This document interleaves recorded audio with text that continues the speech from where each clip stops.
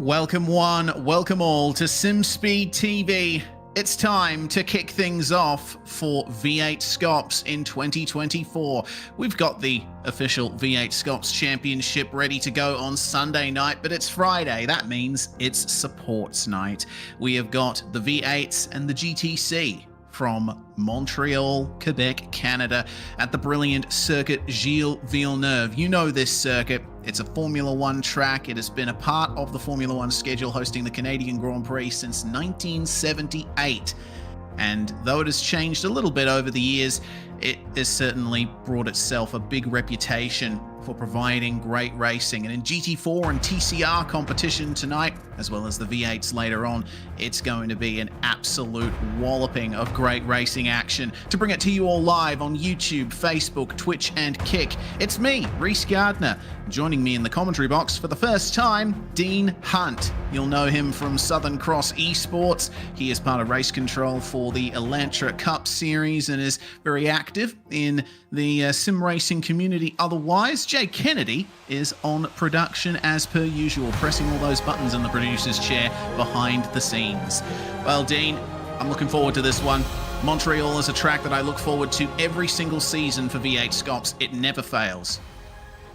Yeah, Reese, it's a fantastic circuit. Montreal, Quebec, like you said, historical F1 circuit. I think it provides some great racing. There's a lot of chicanes where each driver can sort of come back and forth between each other. It's basically chicane city with a big straight in the middle, and I love it. Yeah, I love it too. Built, of course, in the late 1970s. It is a temporary circuit, this one, the Circuit Gilles Villeneuve, on a man-made island, Ile Notre Dame, which was constructed for Expo 67 in the late 60s. And you see that rectangular pool down there below the circuit? That hosted the rowing competitions for the Summer Olympics once upon a time. This is one of Montreal's sporting capitals, and it's certainly a fantastic track. Plenty of heavy braking zones, plenty of chicanes, as Dean said, and of course, you can't forget the L'Épingle hairpin down at turn 10, one of the prime overtaking opportunities and a place where we have seen many big incidents over the years. Well, Dean, we've got a 40-minute race coming up here for GTC. This is part of a simplified supports program for 2024. We've reduced it to 2 events and 3 classes. The GTC is combined TCR and GT4, and both categories are going to be racing at every single round, GTC going first, with V8s running later on in the night with the old Australian touring cars, the Holden Commodore and the Ford Falcon. I think this has been a really good decision by V8SCOPS Race Direction, now under the control of Aussie Online Gaming, to simplify this supports roster, and I hope we see big fields at every round. Yeah, I reckon the GT4 and TCR split's going to be really interesting because the pace for the cars isn't so different. They got about 200 horsepower different between each other. At this particular track, the 2 top times so far are about 4.5 seconds apart, so it should be quite interesting with how they navigate each other, this really tight circuit. But looking forward at the calendar, it's going to be really good right the way through. And then, of course, the V8s, spelled V-E-E, I love that. It's going to be even better, I reckon. There's such a fun car to drive compared to the newer V8s. They're a little bit easier, so it's a bit more friendly. Plus, we don't have to have the pre-qualifying, so we get a bit more interesting, different pace, between the grid each week, and I think it's going to be really good. I'm mostly excited for the GT4 TC race tonight, though. I think it's going to provide some interesting and hairy moments, especially with these chicanes. Oh yeah, agreed. Multi-class is always fun. This is the calendar, of course, going all the way to October at every single V8SCOPS round. At Bathurst, the 6th and 7th of September. The GTC is going to be racing on the Friday. The V8s category will race on the Saturday. But other than that, Friday night is supports night for every round of V8SCOPS. This is the format for tonight. As I mentioned, 40 minutes, 1 compulsory pit stop required. There is potential official that the GT4s will have to take a little bit of fuel in the stop, but we'll have to wait and see on that. Other than that, there's really no other requirements other than stopping in the box. You can just stop and get going right away. You can take tires if you wish. There is live race control, and we do have, of course, manual safety cars. That's another thing that's changed for this year. We want to welcome Proven Energy to the V8SCOPS sponsor roster. They have sponsored the safety car for this season, which is the Porsche Mission R. Maybe, just maybe, you'll see that out on track tonight. But Brenton Hobson up the top at the moment for Synergy Sim Racing in the Audi RS3 LMS. I'm very interested to see an Audi at the top of the timesheets in TCR. Usually it's a bit of an Elantra Cup, which Dean, I understand, Southern Cross Esports leaned into quite a bit for their current season. Damon Mulqueen, one of the top drivers in that series and in TCR in general when it comes to Australia, currently second, but this could be an improvement. We'll see if Mulqueen gets to the top here. 1 minute 45.4, and that is an improvement, but it's not enough to beat Hobbo right at the checkered flag. So Synergy Sim Racing 1-2, the end of qualifying in TCR. Yeah, that's a fantastic result for them. And like you said, Damon Mulqueen, know him quite well now from the Elantra Cup. He's wild. He's racing at I think New Zealand time on a Wednesday night / Thursday morning. So he's dead keen on the Elantra. You know, he had some great pace at the start of the season with that, and he's definitely going to show off here in the Scops Awards, especially with the open setup as well. He's going to really shine, and obviously Brenton Hobson, we've seen through his streams and things like that. He's a really fast driver, so it'll be interesting to see the dynamic at the start of the race between those two teammates. It's going to be interesting. Certainly will. Reese Tamanui is a name that I have never seen before. I'm very interested to see plenty of the new names competing in this series, as well as some returning from the previous seasons in their respective classes. Guys like Matthew Pignata, Russell Pepperell. I haven't seen that name in a very long time. Scott Griffiths as well. Looks like Synergy have pulled out all the stops here with a great roster of drivers. Linton Wills in the Mercedes for Alpha Venturi. That is definitely going to be an interesting battle for the top 10 in GT4. But that's the end of qualifying. The clock has hit 0, and we can go through the grid now for this first round of V8SCOPS supports. Starting on pole position in the GT4 class will be Matthew Pignata, with Sebastian Flock of Evolution Racing Team starting alongside him.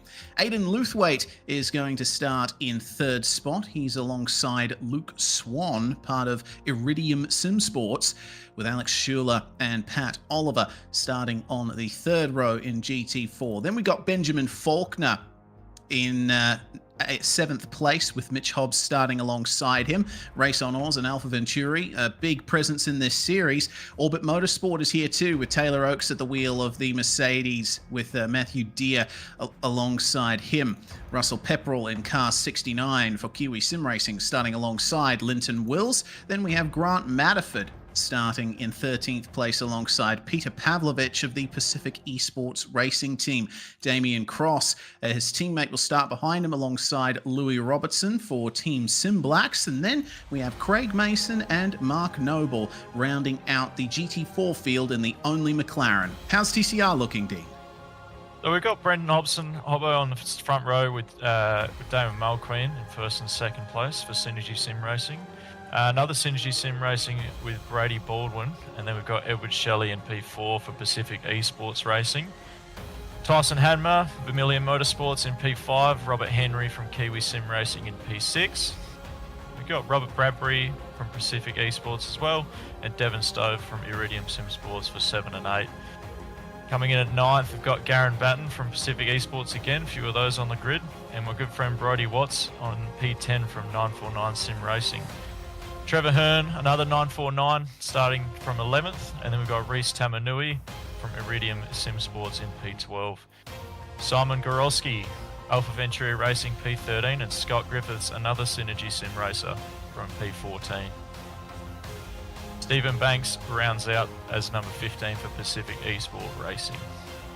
And So we that got looks like a good grid. Yeah, absolutely. Yeah, I was about to say 15 TCRs and 18 GT4s. This is a fantastic turnout for the opening round of the V8SCOPS support season GTC. So the way this is going to work is it's a rolling start. Everybody's going to start behind the iRacing controlled Porsche safety car. That's AI driven. And then the green flag flies and we go racing. Of course, the no escape rule is active, so if a driver has a big crash or some kind of hardware failure and cannot make it back to the pits under their own power, they will have to request a tow from race control, which means they'll bring the Proven Energy Porsche Mission R out onto the circuit to bring the field back under control. Montreal, start of the season, very tight circuit, Dean. There's a lot of potential for big incidents in the opening laps. Oh yeah, especially towards the end of the GT4 field, you know, it can get a bit interesting when there's an incident at the back of the field and then the TCRs are only about 5 seconds behind, I believe, is the gap they're supposed to be leaving. So that could get interesting as well. The back of the TCR grid might still be coming through the wall of champions side by side halfway through. Really tricky. That's normally where I am, so I've got plenty of practice doing that. But yeah, no, they're definitely going to be an interesting first lap. Can't wait to get started. I can't wait either. Of course, you see that there is a good gap being left between the classes here. TCR, of course, running their own race behind the GT4s. There is a lot of potential here over 3 minutes for cars to come together in the GT4's lap. Look at that, Pinata already hard on the power as the green flag officially flies here to start GTC 2024. Pinata versus Flock coming into the first corner here. And it's a nice clean start for the GT4 category. Everybody falling into single file. The TCRs are getting things going behind them. Brenton Hobson putting the power down beautifully side by side between Mulqueen and Baldwin in the two Elantras, chased down by Tyson Hanmer and Edward Shelley. Robert Henry in the Honda Civic trying around the outside, which becomes the inside for turn 2. Clean start once again for the TCRs. The GT4s, meanwhile, have just made their way through the second chicane. No big incidents so far from what I can see, but that could all change on a dime. Yeah, of course. I mean, anything can happen in races like these. Most safety cars come out in the first couple of laps, which are definitely the first moves. I'm quite interested to see, you know, what sort of moves and shakers we're going to have as we go through the first lap, especially through the hairpins and pass. Slow down, I can see who that is. But yeah, like it's a bit crazy. I think Damon Mulqueen's actually dropped back a few spots from his starting position. What's happening here? Yeah, Mulqueen looks like got a slowdown at some point in the first chicane. So maybe 10th in class in GT4. So he'll be fighting to work his way back up, try and put some big moves on people as they come into the hairpin. Garen Batten is the car ahead of him in the Audi RS3. And onto the back straight they come. Brenton Hobson already with a soft gap. About a 10-second gap between the two of them as they make their way into the final chicane at racing speed for the first time. Oh, goodness me. That's very late on the brakes there from Robert Henry, and that has turned around Tyson Hanmer at the final chicane into the wall of champions for the Elantra. Yeah, looks like the Wall of Champions become the Wall of Runner-Ups there. That wasn't a very good move there from Hanmer. I think he's just completely missed his braking. You know, that's pretty easy to do with these cars. They're so close and tight, fighting together. We'll see something in race control shortly. It doesn't look like anyone's at the toe, so I don't think we're going to get a safety car just yet. We cut to the replay.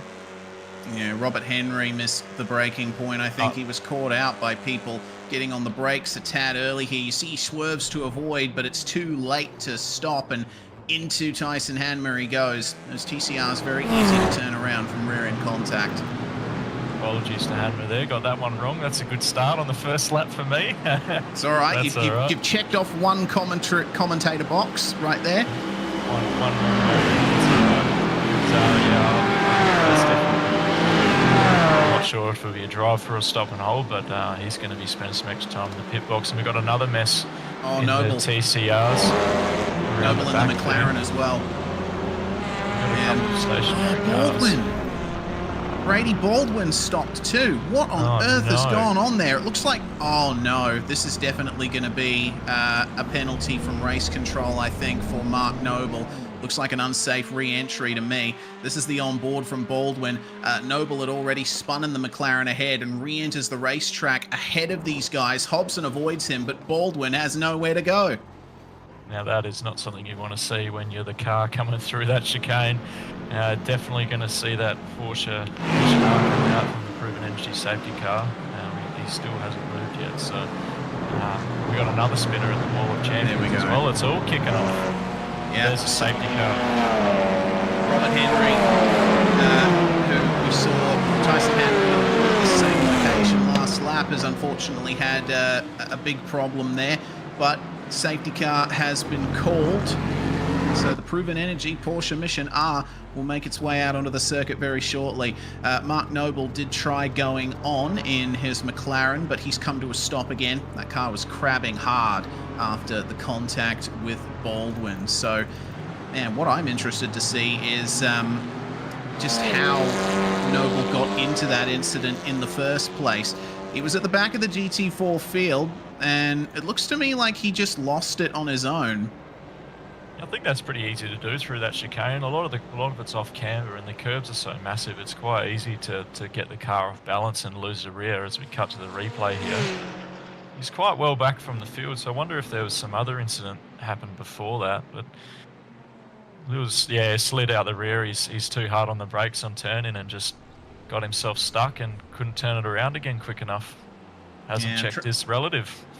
No, that's a big no-no right there, and that's what has ultimately put Brady Baldwin out of the running, destroying the front left suspension on the Hyundai Elantra.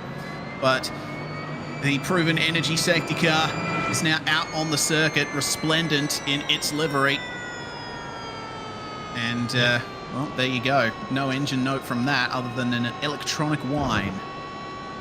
I don't know, I think it might divide a few people whether that sounds good or not. But I tell you what, if you haven't had a drive of it yet, it's pretty fun in the sim Mission R. It's very quick.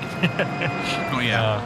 And it looks like they've sort of either followed suit or V8 Supercars have copied SCOPS with the electric safety car this year. That's quite interesting. I think it's a good move to make, as we see Brent Robson come to the box and serve his CPS. Just a quick stop for him, a couple more cars behind as well, which is definitely the best time to do it. We're only 6 minutes into the race. Already got a safety car. You may as well get your pit stop out of the way, because these TCRs, I don't think they use a lot of tyre up. The fronts definitely, but the rears not too much. Definitely make them last for the rest of the race, Reese. Oh yeah, absolutely. Rear tyres on front-wheel drive touring cars are practically made out of unobtainium with how durable they are. So that's about a third of the TCR field that's made its way into the lane. Peter Pavlovich has also brought his GT4 in, so he's a long way behind the rest of the GT4 class. He's going to be restarting the race with the TCRs. That could potentially be quite a difficult running there for Pavlovich and everyone around him. So pit stops so far: Brenton Hobson, of course, Stephen Banks, Scott Griffiths, Pavlovich, Robert Henry, and Tyson Hanma, all making their way into the lane. Noble and Baldwin have exited the track, and from what I can see, it looks like the safety car is going to be out for one lap after this. So let's get ready to gear up for some racing. Meanwhile, if you're interested in seeing how the pre-qualifying looks for V8SCOPS proper, which starts on Sunday, this is what the standings look like here. There is a live pre-qualifying results spreadsheet, and it updates in real time with everyone on the pre-qual server right now. Look at how many drivers have attempted a lap. There's been a field reduction for V8SCOPS this year, with each split having 32 cars each. And it looks like around about 90-something drivers have tried to have a go at this. It's going to be very difficult to get into the field there, Dean. Oh yeah, it was even tough last year. I had a couple of tries myself. I managed to get into one at Oschersleben, but I'm not too handy in the V8s at the best of times. But I took my absolute very best to just scrape into the second split for that one. So it's a big task to get into that. I saw a few people like the change, make it a bit more competitive. Some of the guys didn't like it so much, but I think the fact that the main game is so hard to get into might improve the participation for the supports class as well. Because, like I said before, the previous V8s are a bit easier to drive for starters, and there is no pre-qualifying, of course. So if you want to have a race, you've just got to make sure you don't have any plans for a Friday night, and you're in pretty much. Yeah, exactly right. If you are interested in racing in this series, there is information out there. You will be able to get into V8SCOPS supports, if not V8SCOPS proper. So, safety car still out on track at the moment, and I would guess that it is coming in at the end of this lap, because both Brady Baldwin and Mark Noble have exited the track. Safety car in pit lane call from race control has been made, so we will see Lachlan Capel at the wheel of the Proven Energy safety car start to pull away from the field coming out of the hairpin, I would imagine. Yeah, and it's going to be interesting because, like you said, Brady Baldwin is stuck in the middle of that TCR pack in his GT4, in his Mercedes, so that'll be really tricky for him to get out of that. Also worth noting that, P9 and above has not yet pit yet. So there's a few guys, Stephen Banks, Scott Griffiths, Robert Henry, have all taken their pit stop. Robert Henry may have taken some tyres as well. He's got about 10 seconds on the extra on the pit stop time. So potentially new tyres for him, and Hanma's had a bit longer in there because he obviously had to get his repairs done. Yeah, indeed. Well, yeah, like you say, it seems like fuel is the way to go in the TCRs. Don't know if the GT4s are going to have to come in for a fuel stop, but we will see. Either way, they'll have to make some sort of stop. Yeah, they will. They will. Peter Pavlovich has cleared the CPS. He's the only GT4 to have done so. So, safety car in pit lane now. And it's up to Matthew Pignata to control the start here, and he's going before the final chicane. Green flag flies, and we are back to racing in GTC here, with Alpha Venturi Racing leading the way from Evolution Racing Team. It is a Mercedes 1-2-3 with Aidan Luthwaite up behind them, and Luke Swan in fourth in the first of the Porsche Caymans. Flock was really pressuring Pignata before the safety car came out, and I'd expect he is going to pile that pressure on even more now that there's a quarter of the race gone, with only 6 laps of racing completed. Here's a replay then of the restart from further back in the GT4 field, and it looks like the other Pacific Esports racing car has turned around there. It's a big shame there for Damien Cross. Yeah, Damien Cross. He'll be joining his friend Peter Pavlovich in the middle of that TCR field, looks like, and that's going to be a tough task for him. He's going to have some really hot tyres now turning around again, try and get his race back on the track. He hasn't set his speed stop yet, so he'll got a bit of work cut out for him, Reese. Oh yeah, absolutely. Massive problems for Pacific Esports Racing in this first round. Well, Peter Pavlovich has almost cleared half the GT4 field, and he's gradually working his way up to the rest of them as the other GT4s make their way through the hairpin. The Aston Martin there of Benjamin Faulkner having a few adventures in the hairpin. Faulkner, the only Aston Martin in the field from what I can see, aside from the Sol McLaren, which is now out for Mark Noble. The rest of the field is Mercedes and Porsche. So evidently that gives us an idea of who's the quickest out here when it comes to car choice. But Faulkner likes to do something different, and he is looking very quick in that Aston.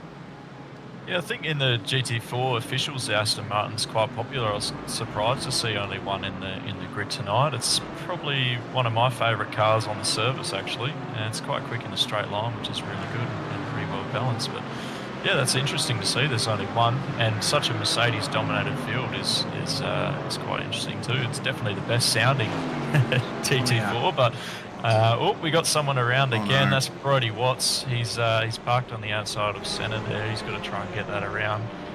Obviously can't do a flick spin and a front-wheel drive. He might have to chuck it in reverse and spin it around, but he's got back going again now as we cut to the replay, Reese. Yeah, so what happened to him here? Was it contact from behind? No, actually, a lot of space being given. No. Oh, that looks interesting. I don't know if there was contact that started that, but Watts was definitely sent sideways by the curb there. The 949 Audi. We're going to take another look at that very shortly, but it's GT4 battle time, and it's a battle of the Porsches. Matthew Deere trying to find his way past Mitch Hobbs. They have the Mercedes of Taylor Oakes and Russell Pepperell behind them, and that's a nice exit there for Matthew Deere. Sometimes the outside line is where you want to be, and I think the hairpin at Montreal is one of those places. You can put a move at the final chicane, but you have to be very careful about it. Meanwhile, Damon Mulqueen has been trading places with Garen Batten in the TCR field, as that's very deep there for the Alpha Venturi of Mitch Hobbs. I'm wondering if that's going to be a slowdown for him. The two Mercedes are going to go straight up the middle of the two Porsches. Bit of contact between Oakes and Deere coming down to turn one. This could get spicy. Taylor Oakes sweeping down the inside and the outside of two Porsches and gets the move done at turn two. That was beautifully executed, very opportunistic. Yeah, that was a fantastic move. Around the outside, then around the inside. He planned that quite well. Got a good run down the casino straight away, and now he's gone a couple of positions up. Cut back to that replay of the previous incident. So this is on board with. Yeah. So what happened to him here? Was this a bit late on the brakes here for Batten? Oh yeah, there was a tap. Little tiny one, but that's enough to offset it. These cars can get quite off balance when you make rear contact, especially on the quarter panel. Devon got another replay Stove here. Oh, he lost it over the same curb there. No other car involved that time but Devon unfortunately has fallen down to 8th in class. Big shame for him. On the rejoin. Yeah, that was a bit how you going there. He's right back in the midst of the fight here. Reese Tamanui and Brenton Hobson, the leader of the cars that have pitted up behind these guys. It seems like the Audi RS3 has been quite a popular choice. We haven't seen much of it in TCR competition on SimSpeed, at least recently. Yeah, but I think it's a popular car on the officials, I think, because of it gets a really good launch off the start. But of course, you don't really get that from a rolling start, do you, Reese? It's a bit different when you're a rolling start, but it looks like they're doing pretty good so far. Yeah, I think so. That's our first taker on pit lane from GT4. Russell Pepperell coming in to the pit lane there as we get our first race control penalty. 10-second time penalty and 5 license points to Robert Henry for that contact we saw with Tyson Hanma at the end of lap 1. So history has been made. The first AOG administered penalty in V8SCOPS supports history right there. Meanwhile, battle for 6th in GT4. Ben Faulkner piling the pressure on Alex Schuler here in the Iridium number 52. Very entertaining fight, this. Yeah, Faulkner's been put on a few moves. He's been a part of a few battles so far. There's a bit of a gap now, but I think he might be able to close that down as we come down to the hairpin. I'm sorry, a little bit ahead of him through the chicane and then to the hairpin. He should be able to get a good run on the casino straight if he can keep it going and look to set up a move at the Wall of Champions, hopefully. But he's been having a ripper race so far, it looks like, getting stuck in. Yeah, certainly has. Very nice. Meanwhile, Mark Noble has been penalised for his unsafe rejoin on lap 2. It's a license point penalty for him. Would have been a drive-through, but Noble had retired the car, so that's the only penalty that race control can really administer at this point. Seems like the Porsche of Alex Schuler has the legs on the Aston on the straight there. Potentially a poor exit from Ben Faulkner. The fighting continues a bit further back, though, with Taylor Oakes, Matthew Deere, and Mitch Hobbs. Remember, Deere and Hobbs were fighting hard over the position a couple of laps ago, and it seems like Hobbs is trying to pull a move on him once again. Had to pull out of the maneuver in the braking zone. Taylor Oakes, despite having made that magnificent move right through the two Porsches at the start of the lap, he has not been able to shake them. Yeah, he's managing to keep ahead, but yeah, this track is a little bit tricky to pass at some points. It does get quite narrow. Obviously the walls are quite close as well, which can mean taking an alternative line is a lot more risky if you run wide. But these cars are very momentum based, I think. While they're quite high powered, you know, 545 horsepower, you need to keep your momentum to be able to make a pass, and when there's so many braking zones and corners, it's quite difficult really. It looks like the number 16 there's going to make a good move coming into the hairpin. Maybe he's getting nice and close through the chicane as we go on board. Yeah, and this is the point where you usually see him pull out and go for the move. That's exactly what Matthew Deere is doing, but he's overshot the hairpin. Has to leave some room on the inside there for Taylor Oakes, and a tiny bit of contact on the exit. That has ruined the run for the Mercedes out of the hairpin. And so Matthew Deere holds on to the position. So Taylor Oakes is going to have to fight especially hard now to get that position back. There's a big gap to the cars ahead, as you can see. So you'll have to rely on a mistake of some kind. Matthew Pignata, the fastest car on track, your race leader, 4/10 quicker than Sebastian Flock on the previous lap. Meanwhile, Mitch Hobbs brings the Alfa Venturi Porsche into the lane. Out on track, meanwhile, Matthew Deere is, I think, about to give up the position to Taylor Oakes at turn 1. Didn't have a good run through the final chicane, so Oakes manages to get back by. But look at this pack for TCR with a GT4 in the mix. That's Damien Cross, who we saw spinning earlier, trying to make his way through here. And if you're a GT4 in the middle of a TCR pack like this, they're all fighting with each other. Devon Stove and Stephen Banks side by side coming out of the chicane. If you're a GT4, you've really got to pick your moment, don't you? Fortunately, there's 2 long straights to start and end the lap here at Montreal. But if you're in the middle of the pack in the twisties, then you've got a tough time ahead of you. Yeah, especially when... Oh, no! Oh, no! What's happened there? Devon Stove and Stephen Banks coming together, and Stephen getting collected by all of the other cars behind. Seems like Tyson Hanmer was one of the drivers who got a big helping of that damage, and I don't know if it's my cameras or whatever, but it looks like he's got damage again, has Tyson. Meanwhile, Stephen Banks has got the front right absolutely gone at the moment. So that's 2 more cars with bad damage. Stephen Banks and Tyson Hanmer both with mechanical black flags from that. This is the view on board from Devon Stove. The GT4 ahead of them, so Stephen Banks had to back out of it, but Stove, unfortunately, a bit too late into turn 2 there. Gave him a good old whack. Yeah, and that car is looking pretty second-hand as a result. I'm quite impressed of how he can limp that back to the pits. That's just a hairy incident, like we were saying. You know, trying to get a GT4 through a pack of TCRs is definitely not easy. You know, we've all had our fair experience of multi-class racing on the service, and the last place you want to be is the faster class is in the middle of a battle of the slower class. It's definitely not ideal. As we saw someone else diving into the pits there, I think that was Taylor Oakes going into the box to serve his CPS and potentially fix some of that damage.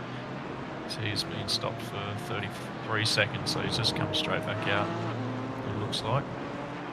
Yeah, and he's come out just ahead of the TCR leaders there, so he has some nice clear air to take advantage. So the leader of GT4 and the cars that have pitted is Russell Pepperell in P12 with that nice clean pit stop that he did some laps ago.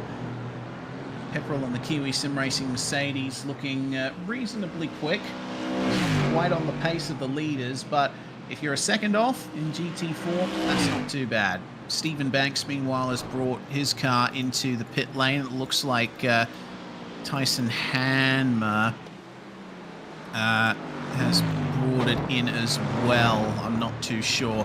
But that's what the gap for GT4 lead looks like at the moment. Sebastian Flock not able to respond to Matthew Pignata at the moment.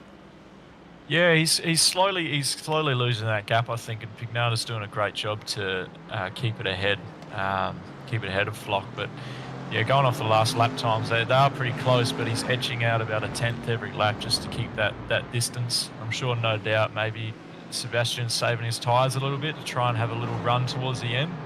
I know on this track there's a few off-camber corners which can really heat up your rears, so potentially he's trying to save his tyres a little bit. But the top 11 in GT4 haven't made their stop yet, so that's another interesting dynamic there. You can easily lose a second trying to come into the pit lane here if you just get it a little bit wrong. It's a bit of a tricky entry, especially if there's traffic around, so that could come into play as well when they have to serve their CPS. We see Mason just giving the wall a little love tap. Yeah, wrong with that. No, that's part of the Montreal rite of passage, isn't it? If you don't tap the wall at least once around this track, you're doing it wrong. Yeah, you got to leave a little bit of your livery on the wall so the next race knows where you've been. Yeah, exactly right. Looks like we're going to be getting a slow-mo of that on board here. Just a little kissy kiss, little mwah, mwah, mwah, mwah. Lovely stuff. Take that. You're lucky he's still got his mirror on. I don't think that's part of the damage model. But if it was real life, he might be struggling a little bit more, missing his mirror and maybe not be able to open the door after the race and get out. But he looks like he's got away with that one with a little scuff on the side. And like you said, Reece, that's all part of the experience here. These street circuits, it's all part of it. As we see Hearn chasing down Hobson. Hearn's come from pretty far behind so far to chase up Hobson here. This could be interesting coming into the chicane. He's right on his tail. Not over the curbs, all right. Real close to the wall. He looks like he's lining it up. Might be pulling alongside, maybe. Hearn going defensive into the hairpin. Hobbo's going to have to be very assertive here. He turns it in, maintains the side-by-side for just a moment, but has to take the wide line, which gives him a slightly straighter exit. Hopefully for him, they'll be able to carry that momentum coming down the back stretch. Remember, Hobson is the effective leader of the TCR class right now. He is already pitted. Trevor Hearn on the left has not. So we will see whether or not Hearn will be successful in this defense. Hobbo has to leave him be just a corner longer. And look who's coming up on them here. Robert Henry, who, remember, has a 10-second time penalty hanging over his head. There goes Hobbo up the inside of turn 1.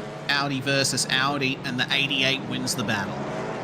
Yeah, it'd be good for Hobbo to get past there without wasting too much time, like he's already spent his pit stop. He's got to be careful when he's trying to pass him because effectively it's not really for position, but he needed to get out in front of him so that he could keep making progress in the race. Like you said, he's the leader of the pack at the moment by net. He's taken his pit stop. All the guys in front of him haven't. So that'll be interesting because he's only 12 seconds behind.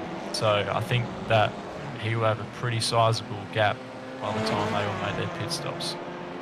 Oh yeah, I think so.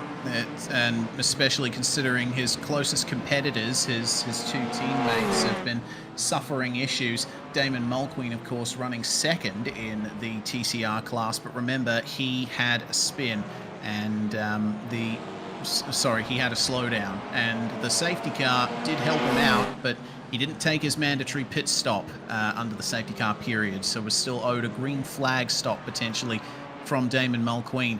I think the majority of the field are going to be running as long as they can initially in the hopes that maybe there's another safety car later on and they'll be able to get their pit stop out of the way and done then. Craig Mason, though, is not waiting. He goes into the lane. So does Mulqueen, in fact, in the TCR class. So this will give a better idea of exactly where Mulqueen is relative to the other TCR cars that have gotten their pit stop out of the way. Yeah, I think he's going for the undercut there. He was definitely faster than the car in front, just maybe couldn't get the move done. So he's going for the undercut to try and to beat him in the pits. I'm surprised that he didn't take his pit stop under that safety car though, Mulqueen, because yeah, he was right at the back already, so he didn't have a lot to lose. So he's got his head screwed on. I think he knows what he's doing, and he's come out in looks like he's in 7th place, is he? Yep, he is. That is behind Robert Henry as the GT4 leaders have made their way into the pit lane. Pignata and Flock hitting at the same time there.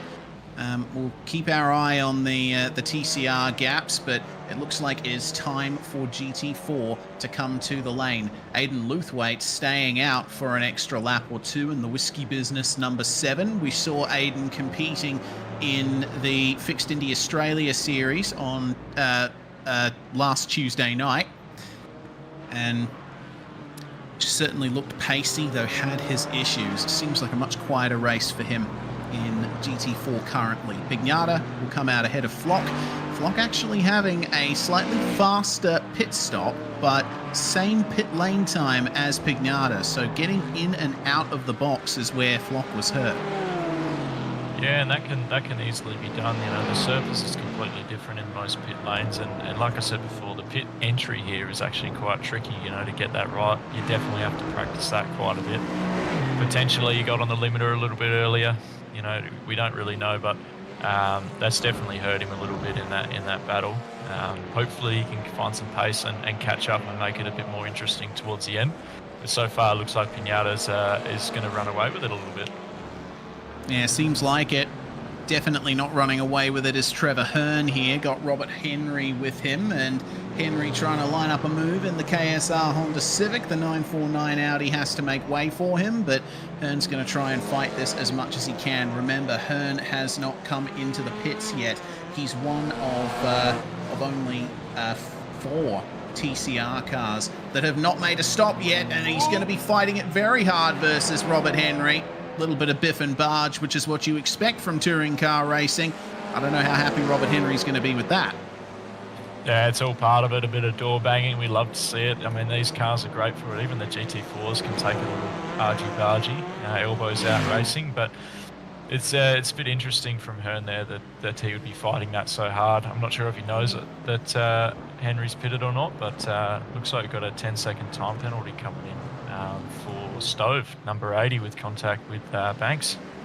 Yep, so that's a slam dunk penalty from race control. You might have heard a little murmur from me just a moment ago because I was looking at Aidan Luthwaite there on screen. He actually overshot his pit box, so that I think has cost him a lot of time. He was running third behind our top 2 of Pignata and Flock, but now he's come out in 6th place, net 5th, with Benjamin Faulkner still in the lead, having not taken his pit stop. Damien Cross is the only other GT4 car that hasn't visited the lane yet. So that's a big blow there for Aidan Luthwaite. Yeah, he'll be kicking himself. That's definitely not a mistake he should be making, especially when you're in third for the race. But, you know, like, that's just the way the cookie crumbles sometimes, and that's what makes racing so good. Anything can go wrong at any time, you know. It's, as we see Pavlovich holding off, I can't tell who that is, unfortunately, but we're going into the corner now. It's Matthew Deere going up the inside there at the chicane. That was nicely done there. Matthew Deere is probably my favourite driver so far. I think we've seen the most sort of action around him. He's wherever he's been, there's been something exciting happening, some passes and some crashes and things going on around him. There's another battle going on. Speaking of. Yeah, we might see another one happen here as Robert Henry tries once again to get by Trevor Hearn. Damon Mulqueen is right with them as well. Remember, both Henry and Mulqueen have taken a pit stop, but Trevor Hearn has not. And Mulqueen draws alongside Robert Henry down the back straight.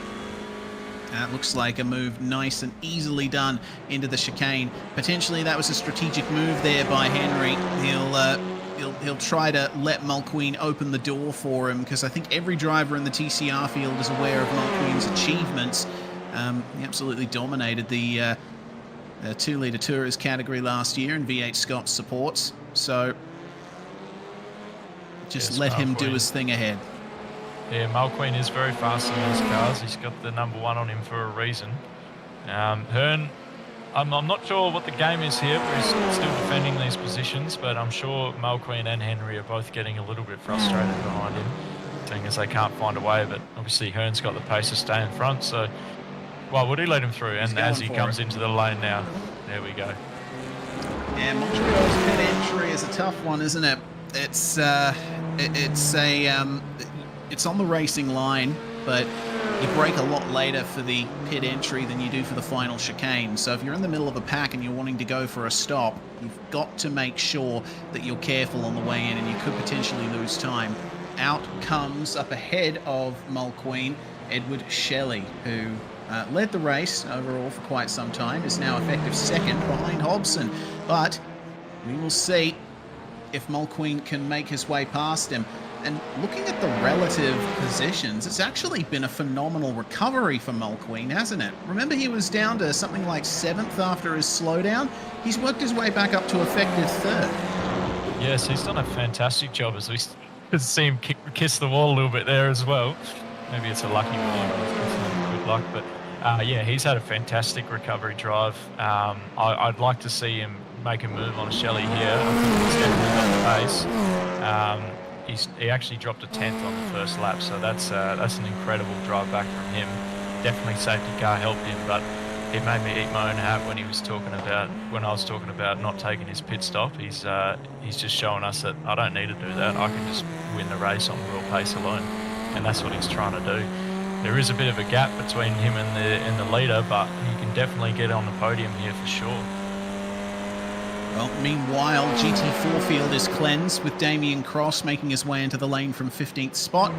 And I would guess that, there we go, Robbie Bradbury has come in as well in the Pacific Esports Honda Civic. So Brenton Hobson moves back into the lead of the TCR category.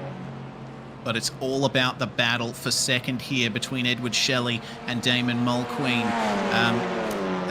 Now, Robert Henry is a factor in this battle, but remember, he still has a 10-second time penalty hanging over his head. So no matter where he finishes, he's going to be about 10 seconds back from that. Look at the live gap here, though. Oh, it's 9.5 seconds back to Garen Batten. So I think Henry will be hoping that this battle ahead of him gets done pretty soon, because otherwise he's going to lose time. He's going to end up losing out massively. Yeah, that's a big factor at play there. I mean, he's definitely itching for Mulqueen to get past. That's why he let him through earlier. And then hopefully he can get through as well if he has to, and clear that 10 seconds and not be a factor. But we got Mulqueen about to make a move on here. Looks like he might get it done. He's got it done under braking already. Bouncing over the curves, and there's still overlap as we come down the straight to the hairpin. What are we going to have here? This is awesome. Yeah, here comes Edward Shelley, gets the position right back. Mulqueen has to stay in line as Shelley sticks to the middle of the road through the hairpin. Mulqueen trying to get a straighter exit there. You saw how he was narrowing the exit. In a front-wheel drive touring car, it's all about getting the straightest exit you can, because the front wheels are steering and accelerating at the same time. So if you're doing too much of one, you don't have enough of the other. So let's see what Mulqueen can do coming into the final chicane. You saw a bit of slipstream there. He was making up some ground. But for now, it seems that Edward Shelley has the edge, or does he? That wasn't a very good run through the chicane for Shelley. Mulqueen is going to come around on him at the end of the lap and be in effective second place here. Coming into turn 1, move complete. Now, how hard does Edward Shelley fight to get that back? Yeah, that's box tick for Mulqueen as we see him get the move done. That was really class from him. He was all over him like a cheap suit for a while. It looks like, well, obviously he's going to take second. I think he's going to drive away with it. But yeah, Henry trying to get past Shelley now to clear that gap. It's currently just about 10 seconds. So, and meanwhile, we got Pat Oliver chasing Aiden Luthwaite in the GT4s after Luthwaite. So Luthwaite overshot his pit box, sorry? Yeah. Yep, so he's wanting to make some ground back and get past Oliver and keep his race going. Yeah, looking at a potential 4th after that with, very nice split screen view of these two battles. That's Mulqueen in second in TCR on the bottom, and the battle for 4th in GT4 on the top of the screen. Very well done from Pat Oliver to give himself a good race going here, gaining 2 spots in the class. It's been a very well executed race for the Alpha Venturi squad. If they can get a 4th and a win Very good outing for the AVR Mercedes. Aiden Luthwaite trying to look for a way through here. Has a look at the chicane there as they made their way past. I believe that was Trevor Hearn. No, actually it wasn't. It was the other 949 Audi of Brody Watts. In the chicane, nicely done by the GT4s with a lot of extra straight line speed. Less than 2 minutes to go with Luthwaite trying to get the late apex through the hairpin there. Matthew Pignata is approaching the final chicane, and it's about a minute 41, minute 42 for these GT4 cars lap around Montreal. That means this is the white flag for the race. So Pignata enjoying a 2.2 second lead over Sebastian Flock. Looks like all he has to do is bring this home. Yeah, he's had a great drive so far in front of Flock. He's kept him at bay the whole time, but well done to him. But I can't wait to see what happens between Luthwaite and Oliver here. This is going to be a great battle on the last lap. I think Luthwaite and Oliver have got really similar pace, but we see Luthwaite's going to be driving with that little bit of edge because he might be a little bit disappointed with himself for missing his pit box. So he's probably gripping the wheel really hard. His knuckles are white. We think Pavlovich popping into the pit lane now. Yeah, that's a second stop there for Pavlovich. I think he might have pitted too early, a lap short on fuel, and he's overshot his pit box for good measure. Has not gone well for Pacific Esports Racing tonight, but for Alpha Venturi Racing, it is the opposite. Pat Oliver still trying to keep Aiden Luthwaite behind, but Aiden gets a slightly better exit from the chicane. He has got a straight line for the next one. Some TCR traffic ahead of them. Luthwaite diving under brakes, gets the move done, and back up into fourth versus Aiden Oliver. That is, versus Pat Oliver, my apologies. Fantastic move up the inside. But up front, it's only a couple of corners to go for Matthew Pignata. Got some TCR traffic ahead of him. That's Robbie Bradbury and Garen Batten there in line, but they're not going to be an element in this. Final corner complete, and Matthew Pignata is the first GT4 race winner of the GTC season here in V8SCOPS supports for 2024.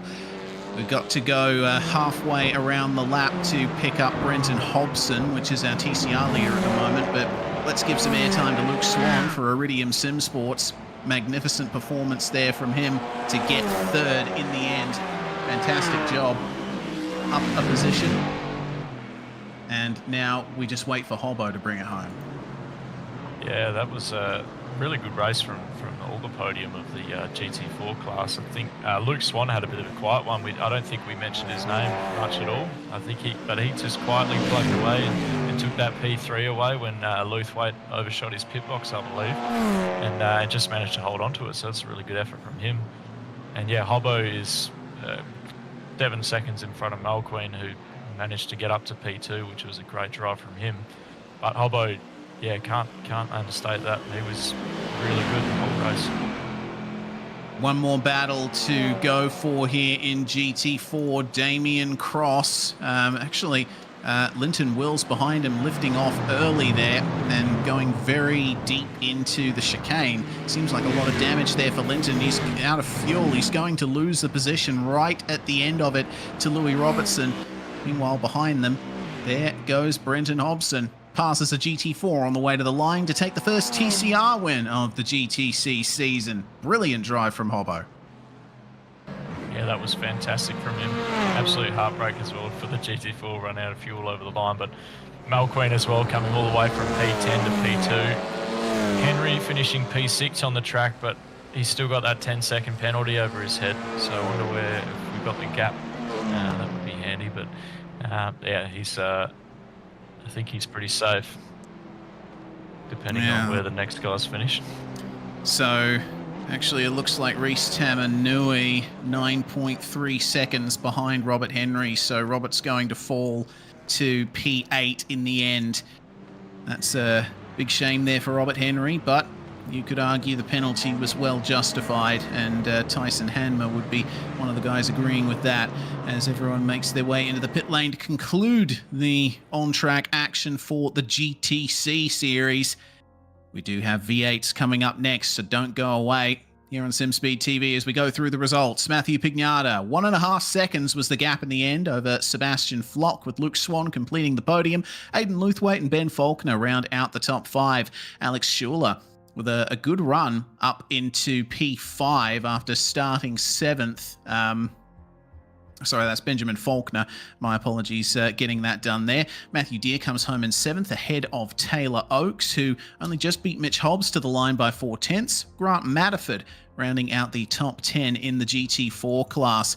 Craig Mason finishing in 11th, with Russell Pepperell holding on to 12th there. Peter Pavlovich, he found himself in the middle of the TCR field early on, manages to recover to P13. Pat Oliver, unfortunately, I think getting a penalty after the line there.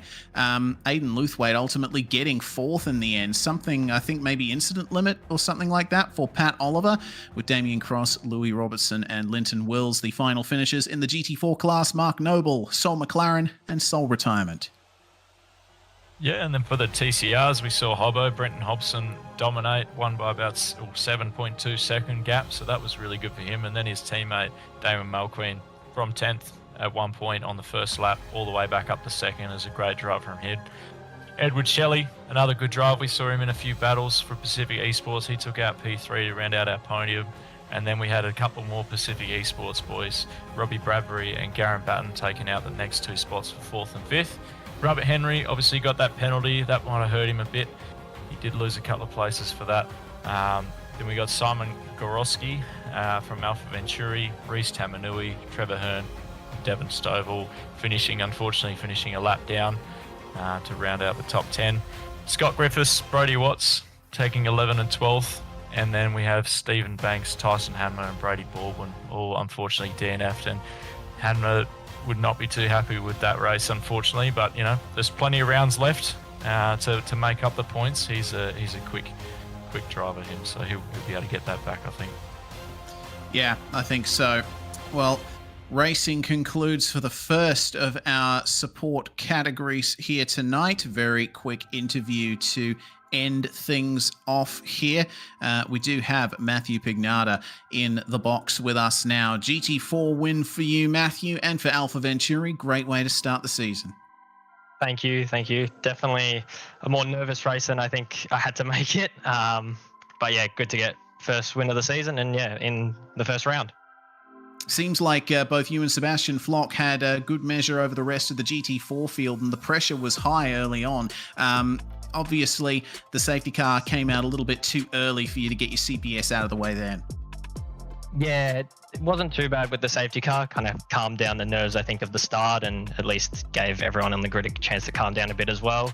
But yeah, it was good at least that we could get green flag for the rest of the race as well. A bit annoying that it didn't bunch up the field for the guys behind, but at least it gave us a chance to get a clean stop in. Well, excellent job to start off the season. It's a great schedule for the GTC season. Which round are you looking forward to the most? I think all the boys in the team will know that Sandown is my favourite track, so definitely looking forward for that one, and getting redemption from last season, so hopefully get a win there. Definitely my favourite track, and looking forward to that one. Excellent stuff. Well, Matthew, congratulations once more on your win. Is there anyone you'd like to thank before we let you go?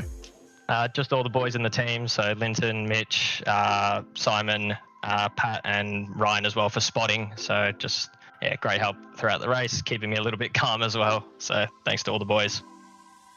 And thank you to you, Matthew Pignata, for joining us in the comms box after taking a fantastic win to start off the GTC season for 2024. V8s are coming up next after this very short break. Stay with us here on SimSpeed TV.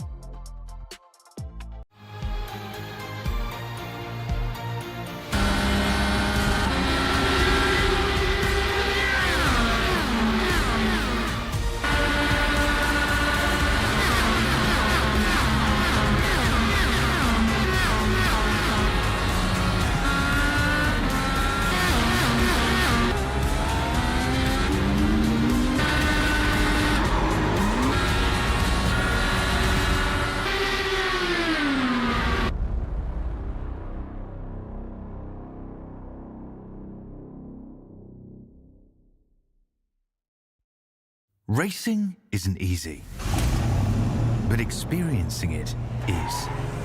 iRacing puts you in the driver's seat with the industry's leading sim racing game. Drive on laser scan replicas of the greatest racing circuits from around the world. Go head-to-head against other drivers chosen by skill-based matchmaking to ensure competitive racing at every level. Compete across all your favorite series. In officially licensed cars, engineered to deliver the most accurate driving experience possible.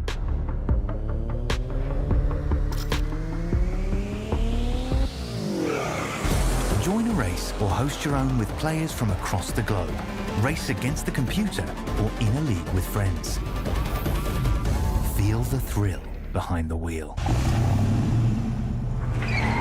Visit iRacing.com.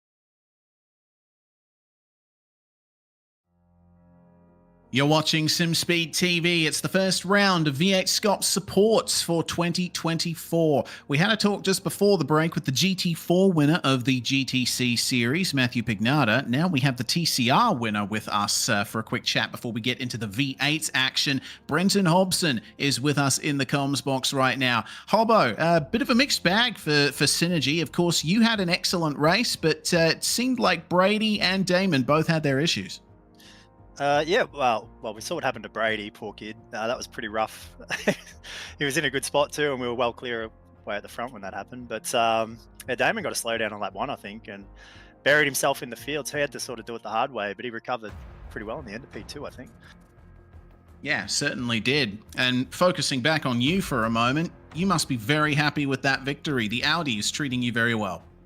Yeah, it's a bit of a rolling joke around our Discord channels because I can't drive the Elantra, so I'm in the Audi because it's the only one that I can drive, but I haven't been in it for 12 months since last year's Bathurst 6 hours, so it's been a while since I've done some TCR driving, but I wasn't sure how we'd go tonight, but yeah, I'm pretty happy with that. I can't complain with the pole and a race win. Yeah, absolutely not.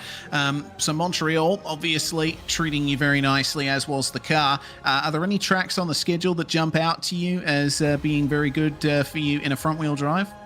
I don't know the schedule, so no, to be perfectly honest. But Okay. I mean, the front-wheel drive car thing, though, like it's a whole different thing because I don't really drive them a lot, as you know. I spend most of my time in cars with lots of power and rear-wheel drive, so it's a whole different challenge. But I don't mind it. I don't mind the Audi, and yeah, I'll see how we go at some of the different tracks. I mean, depending on what's coming up, I'm sure we'll be there or thereabouts each time we hit the track.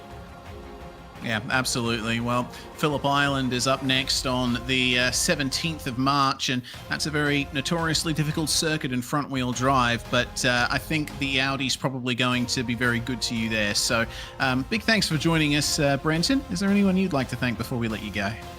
Oh, just everyone at the team, to be honest, and particularly to Damon, who he sort of encouraged me to come and have a crack with him this year in the TCRs, and it's a nice change of pace. So, yeah, thanks to those guys, and obviously to Brady and Scott. We had Scotty in the field tonight as well. So thanks to everyone at the team and those guys in particular, and thanks to all the league admins who put in the hard work to get this up off the ground for us all to come and have fun in, and of course you good fine selves for putting on a broadcast. Thanks very much for joining us. Brenton Hobson, number 88, winner of the TCR class in GTC. Now, Dean, we get into the V8s. This has been enduringly the most popular category in V8SCOPS supports, and we have a very well subscribed field here today too. The amount of cars we've got that's looking like 28 cars in the server right now.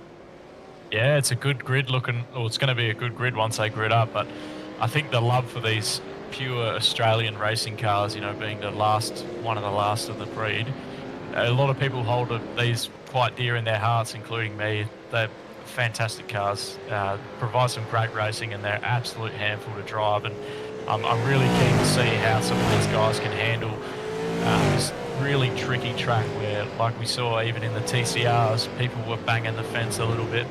I think we're going to see a little bit more of that in the V8s for sure. Oh, yeah. Yeah, you want wall banging. This is the category for you. So look at the decals that we've got on these cars. Aaron Gilbert obviously running a white windscreen banner for this one. He's the reigning champion of the V8 support category. There's a lot less silver on that car now than there was before. Dan Stevens with the black windscreen banner. Every driver has a decal with their last name at the top of their windscreens. So we'll definitely not have too much trouble telling them apart, but I think we're still going to get it wrong from time to time because that's just what we do here at SimSpeed TV. I'm looking forward to seeing what Dan Stevens can do this season. He's always been one of the prime competitors in V8s, with Middle Finger Racing being one of the standout teams along with Team Jig Shifters. I think that this might be his season. He just needs to get his luck down because it hasn't always gone well for him. Yeah, that's a big part of motorsport, and even in sim racing, it's even, or might even be bigger. The luck factor is major. We saw Hanma taken out in the last race with a bit of bad luck. So you know, it's better to be lucky than good, is what I always say. You can tell I play golf. That's where that comes from. But it's the same in motorsport. I think you've got to have a lot of luck to have any success. If you're unlucky, you don't get anywhere. I think Dan Stevens. Clipping the wall there. He's got a nice setup. Looks pretty good with his brake, the ARB changes and the jink shifter there. Is that a jink shifter? Yeah, it might be. Yeah, certainly. He's got a fully kitted out setup and lights up in yellow whenever there's a safety car as well. You noticed on the Zoom feed he also has a heart monitor. He's had that for some time now, and I can't wait to see how much it jumps up when riding on board with it next. We're in qualifying at the moment, last minute and 40 seconds. And Aaron Gilbert currently on the top of the timesheets by 0.3 of a second. Gavin Cox for Middle Finger Racing is in second, with Joe Mahoney in third spot for the JTIT Racing Cars team. We already have a race control penalty, a pit lane start for Stephen Banks. Qualifying interference with Tyson Hanma. Those are two drivers that are doubling up tonight. They raced in the GTC category, both in the TCR class just moments ago. Now they're in the V8s and both still having a very rough night. Aaron Gilbert down into the first turn there. Final lap begins for him, 1 minute 36.6. Can he improve? I think he can, but it's a matter of whether he needs to. He's already got almost 3/10 on the next car in Gavin Cox, which these times are absolutely blistering. It looks very close up in the top 5 there. I think maybe, oh, there we go. Mahoney's just jumped up to the top, so by half a tenth. So that's going to be real tight, and it's going to prove interesting when we drop the lights out and they do the standing start. These things are quite hard to get off the line, so obviously qualifying is going to make a huge difference. Simblack's Craig Mason brings it into the lane. Craig is another veteran of the V8 supports category. We've seen him quite a bit. Meanwhile, this is the reason for the penalty. Stephen Banks there in the Pacific Esports Racing car goes wide to let Gilbert by, but I don't think he realizes that Hanma is on a lap with, going through there with the Vermilion car making contact on the exit of the hairpin. That's a real shame there. And I think Banks will be ruining not coming to a bit of a slower speed through the hairpin. Checkered flag flies in the qualifying session. Now it's up to Aaron Gilbert to go into the pits, apparently. He's not committing to the end of that lap, so the reigning champion will not start on pole position for this first round. Chris Pellet, another guy that I know of, a teammate of mine at Fusion Sim Racing some time ago, 1 minute 36.7, 2/10 off his current fastest. Meanwhile, the number 47 Simblack's car of Matt Haywood, he certainly had some success in this series in previous years. Can he improve on 6th? No, he can, just a little bit. Up into P5. Nicely done there. Beautiful job from Matt Haywood. So, as the rest of the field comes across the line and finishes off their laps, we have got a very competitive field here. I'm looking forward to it, Dean. Oh, I can't wait to sink my teeth into this one. It's going to be hectic. The turn 1 is just going to be amazing. All the guys coming off. Who can get the clutch off quick enough and not too quick though. Who can get the clutch out, who can get the throttle down right, is going to have a massive advantage coming into turn 1. Gilbert and Mahoney separated by less than a tenth, 600ths of a second. They've got some good pace on those two boys there. And then the following cars as well, they might not be as close to the leaders, but I think they're going to have some interesting battles between each other as well for the middle of the top 10. You see sort of everyone coming into the pit lane and finish qualifying now. This is going to be a ripper. Oh, it absolutely is. Here we go then. Final few seconds of qualifying as we go through the grid for round 1 of V8s for 2024. Joe Mahoney, pole position for Race on Oz. They will be celebrating in that camp with Aaron Gilbert, the reigning champion, starting alongside him on the front row.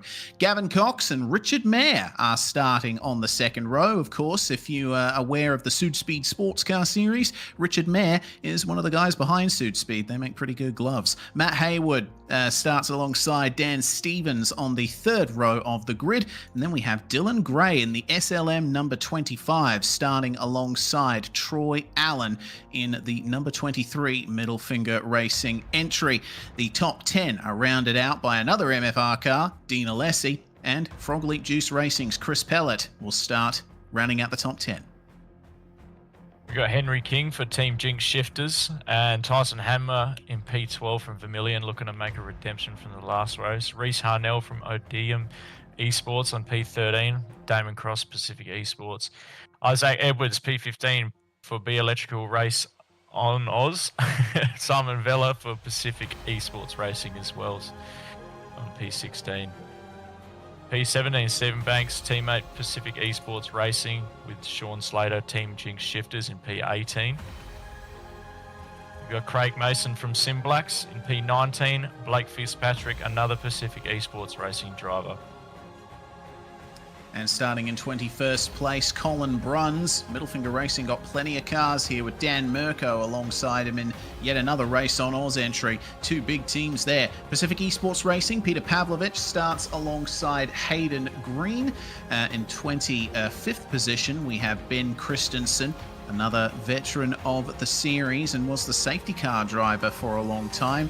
John Courtney, Caleb Odgers and Tristan Yelland will round out the field here for the V8 supports category. Of course, we do have Lachlan Cable and Dan Yeaman on standby in the Proven Energy safety car, ready to come out if there is a big enough incident out on track and people can't make it to the pits under their own power. Big issue here is the standing start. Very powerful machines, these V8 touring cars.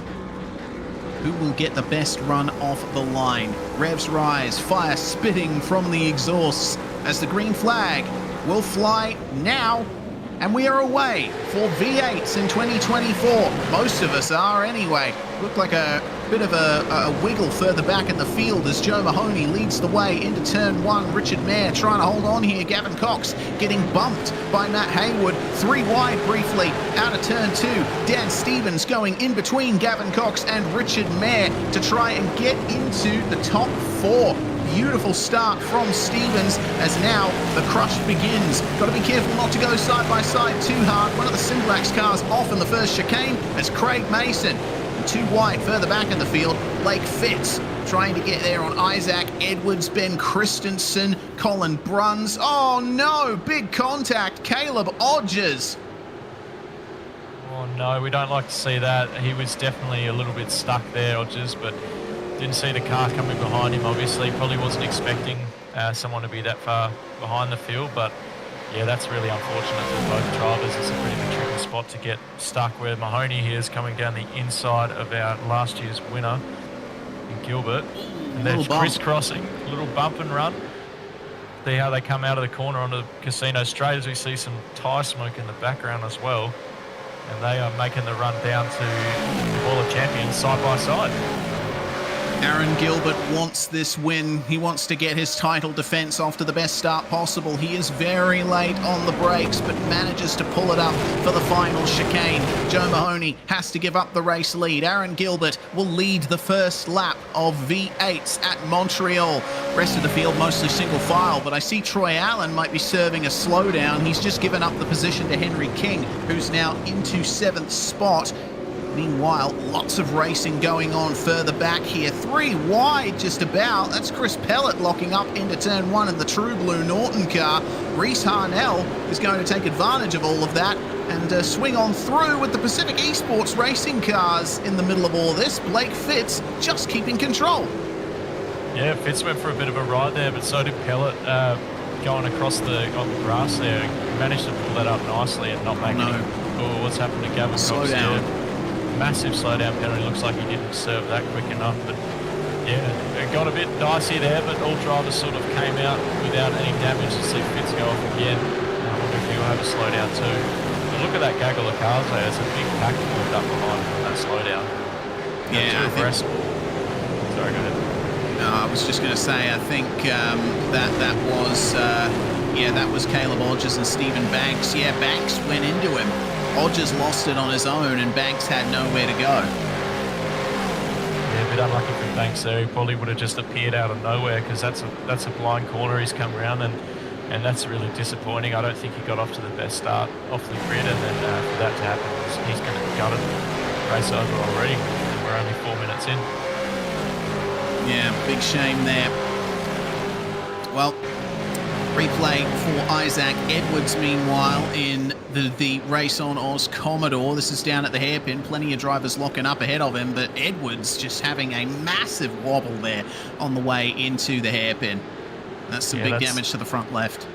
Yeah, it's looking a bit second-hand, Reese, and that's pretty easy to do in these cars. You know, you lock them up and put a little bit of steering input in, and you're in trouble. And we see him, he's obviously looking quite disappointed there.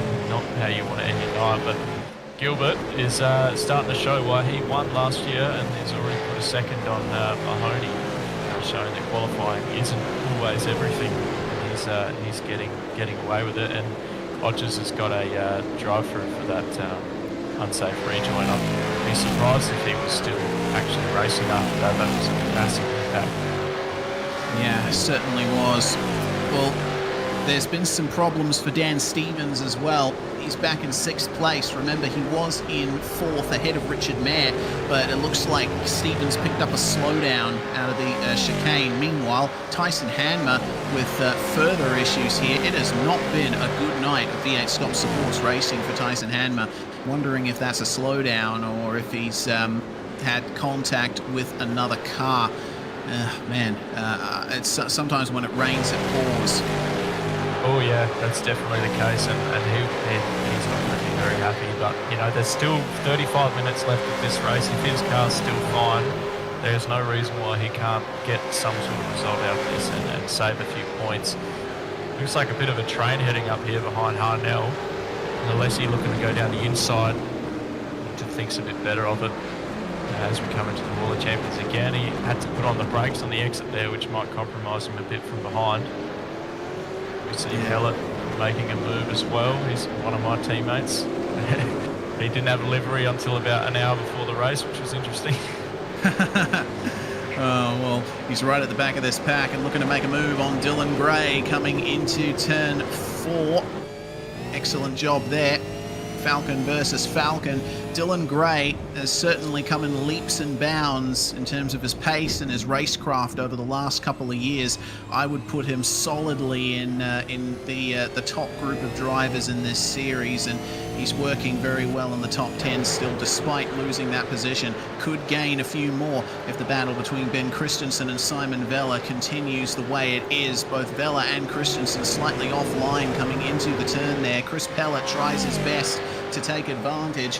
Meanwhile, looks like Gavin Cox has served the pit lane penalty for that automated failure to clear a slowdown. Defensive again from Chris Pellet. Dylan Gray has to make way for him on the inside. They keep it together coming onto the back straight. Yeah, it's looking like a nice little battle pack forming here. I mean, they've got to be careful that they're not trying to fight each other too hard, burn up their tyres. I can't remember if we said that they needed to take fuel or not, but I believe you can take a couple of tyres. Oh, Ray, done. Nicely done. That was massive coming into the final chicane. Usually a move from that far back doesn't work, but he managed to do it, and he's going to try again on Simon Vella too. Try to force him into a mistake. There is a lockup from the 393, and Gray is going to try and fire it through on the inside on the exit of turn 2. Doesn't quite get the power down. Vella is going to try and cover him here into the first chicane, but Gray is so confident on the brakes. Bump, and off goes Simon Vella into the grass. Gray's going to keep going. Here comes Chris Pellet. Is he going to make a move? Doesn't quite have the space there. Yeah, Pellet was almost going to get through there with Gray, but you know, that got a little bit hairy. I think, I don't know how he managed to keep that on the track. It was a great move. He sent it from an absolute mile away coming into the final chicane and then into turn 1 as well. He's very good on the brakes, that young fella. But we see Simon Vella coming up behind here of the Vermilion Esports entry, and I think we're on for an absolute scorcher here. There's so much happening at the moment as well. I'm not sure if my timing's having an issue, but Ben Christensen showing on my screen is up 17 positions. I'm not sure if that's true or not, but It's true. It is, that is incredible. Well done to him. That's ridiculous there from Ben Christensen as we see the viewpoint from Reese Harnell, part of the Odium Esports crew. Seen the 222 around in V8's competition. He's embroiled in a battle with Dean Alessi right now, who has picked up a massive slipstream, and we're probably going to see him pop into frame just there. No, he's going to stay behind. Coming into the chicane too far back. This has been an absolute stonker of a race. You said scorcher, Dean. Not much of a scorcher out there in terms of the weather conditions. The track is only 20 degrees Celsius. That does mean there's a lot of grip available for these drivers. Yeah, Canada, it's not that hot there. See, in Australia here with these cars, we're used to a lot more heated tracks, but 20 degrees is absolutely beautiful for track temp.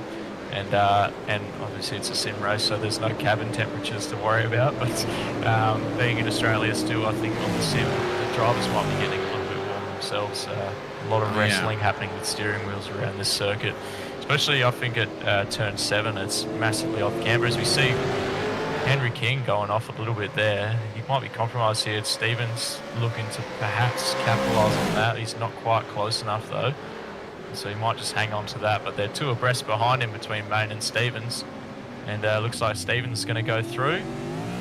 Sorry, that's Mayor. Sorry. Apologies, Richard. One of my fellow stewards at Southern Cross Esports. I've done him a little bit dirty there, but he'll get over it. Yeah, I'm sure he will. I'm sure he will. It was a good move by Stevens to take advantage of that. It looked like King had a bad run through the corner, and that backed Mayor up. So Dan was able to take advantage nicely of that.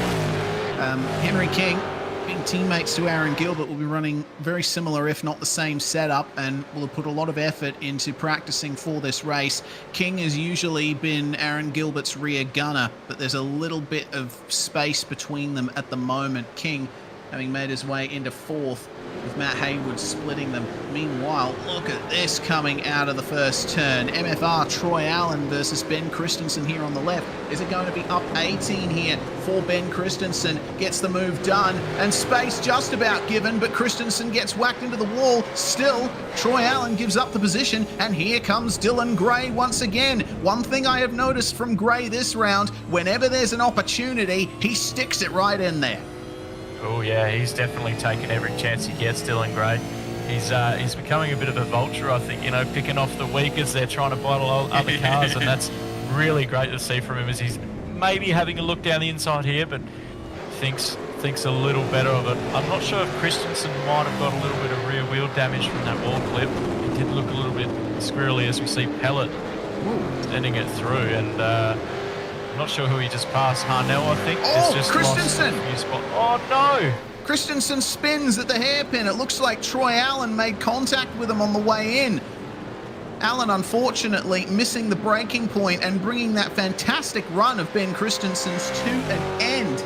He's still up 14 spots in 11th place now, but man, that's got a sting there for the 998.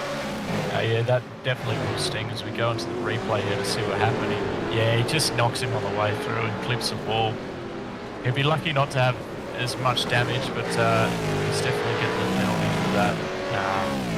But yeah, I mean, if he's already made up a lot of spots, I'm sure he can do it again if his car's still okay. And make this stop. Well, yeah, we're hearing that's a black flag for Richard Mayer, not assigned by race control. I think maybe didn't clear a slowdown in time, so that's going to sting quite a bit for Richard, who was in contention for a top 5 finish. We'll have to wait, I think, for everyone else to make their mandatory pit stop before he has a chance of making his way further through the field. Look at this fight for 12th spot, by the way. This is a massive, massive train of cars. It's up behind Craig Mason, Chris Pellet, starting to drive away from the front of this pack, but we've got Alessi, Harnell, Allen, Fitzpatrick, Colin Bruns as well, and the other MFR Commodore. This is a great fight. Yeah, it's shaping up to be really interesting. Yeah, these guys are maybe taking a little bit easy, not pushing anything too hard too soon, but before you know it, you start running out of time. So perhaps we'll see some of these guys dive into the pit lane, maybe to try and do a little undercut. You can see that all-black sim racing car just locking up there, burning through them tyres, and Craig Mason at the front. So perhaps one of these guys might blip first and take their CPS just to get out of the battle pack, but I hope they don't, because it looks a lot more interesting. Certainly. Well, everyone in single file. We've gotten into the rhythm of this race now after some 13 minutes of racing. And now we'll see whether or not there's some big moves coming forward from plenty of drivers throughout the field. The number 34 of Dean Alessi a little bit offline through the first couple of corners of the racetrack, and this is about the time where the tyres start dropping off in terms of pace. Racing incident ruled for Dan Mirko and Peter Pavlovich on lap 4. I don't believe we caught that particular incident, but I think I did see a little bit of it on the periphery on my end. So Race control not assigning penalties to every single incident out there. Reminder of the format here, it's 40 minutes, just like GTC. 1 compulsory pit stop required, and of course we have the manual safety cars out there too. Looked like someone was going off massively there. There's a trail of smoke. Tyson Hanmer. Oh, as Henry King goes for the move. Tyson Hanmer, his engine has blown. I think he might have downshifted a bit too hard into the chicane. You know what, Reese, we've all been there. We've all done it. I think I remember doing that a few times when I first started in the MX-5 rookies, but these cars are not easy to get right. You've obviously got to blip manually in them, perhaps heel and towing, and he's blown it quite early there. Yeah, that is early. Perhaps he might have double shifted by mistake, but that is going to be really disappointing for him tonight. I feel bad for the guy, but that's the way it goes. Sometimes we see King and Gray and Cross all pitting at the same time. So as we see that pack behind Chris Pellet's caught up again in the corner of the screen there. Yeah. Interesting. He was pulling away for a little bit there, but yeah, the other boys are caught up. And like you said, you know, the tyres are starting to be a bit of a factor now. I think the rears especially just get ripped up on these cars. There's so much power and no downforce whatsoever. Oh, there's a little wing on the back, but I don't think that makes much difference. But yeah, I think the tyre game is an interesting one, you know, whether you take tyres or not. I believe they're probably going to have to take some fuel as part of their CPS with the fuel restriction. But it'll be very interesting to see, you know, who takes what tyres and how long the stops are. Yeah, definitely. Reese Harnell definitely feeling the limitations of the rear tyres right now. You saw that big oversteer moment he had coming out of the first chicane. Could potentially smell a move here or a move on him, because Troy Allen got a much better exit there. Harnell just going to lift off and let him go here. Not worth fighting at this stage. Get the feeling that Harnell might be preparing for a pit stop, because yeah, the tyres on these Australian touring cars, they're very grippy when they're right out of the box, but once you start getting about 10 to 15 laps into a stint, then the pace really starts dropping. And I think Chris Pellet is starting to feel that, as well as Craig Mason gets onto the grass trying to overtake him here. They both will commit to the corner, but in goes Dean Alessi into the pit lane. Just managed to avoid them there. Yeah, that would have been tricky for Dino. Great name, by the way. But he's probably pretty smart to pit through there, because, you know, he's getting stuck in the traffic and everything, and perhaps looking at the undercut. But yeah, that was a bit hairy trying to come in the middle of that pack. And like we were saying before, this pit exit is very tricky when you're in a bit of a pack. You know, we've seen that gone wrong a few times. Just seen a 5-second penalty come through for Dylan Gray for not leaving the racing room with Simon Vella. So that'll shake things up. Not sure if he has to serve that as part of his stop or if it's a post-race. Perhaps I'll have some clarification from our more experienced broadcasters, but apparently it's either, so that's good. Well, actually, I think he might be forced into going into the pits again, because he's already taken a stop as Dylan Gray. Down at 13th at the moment. Oh no, that's Peter Pavlovich that's gone around there. Didn't quite see if there was contact. I wasn't looking at the production feed at the time, but that's certainly a very sad-looking Pacific Esports Racing Commodore. Yeah, spot the missing part on that one. I think there was a bit of contact between the jig shifter's entry. Yeah, he's got... Oh, no. That's the MFR car. A bit unlucky there, so... yeah, he'll need to get that going again. He's already got a lot of damage on the car, so he'll be a bit disappointed there. Simon Vella, what's happened here? It comes into one of the chicanes of many here. Yeah, the first one. Is this... Oh dear. Oh no. Yeah, that's no good. Well, that's a bit of a string of unfortunate events for him, and that is a very second-hand looking car, so I'd be interested to see whether he wants to continue or not, because he is losing a lot of time here. It looks like he's just letting everyone go. Car's too damaged to really go at racing speed. I think we'll see him visit the pit lane as Troy Allen and Reese Harnell have both come in to take their pit stops. We still have our top 7 cars, Colin Bruns and Craig Mason, swapping places in the hairpin. Joe Mahoney 1:46 is certainly keeping the pressure up here on Aaron Gilbert. Gap only 1.6 seconds for the race lead here. Meanwhile, the 07 Sim Black's entry of 047 right eventually. Matt Haywood starting to gear up for some potential moves. Craig Mason is in the 047. My apologies.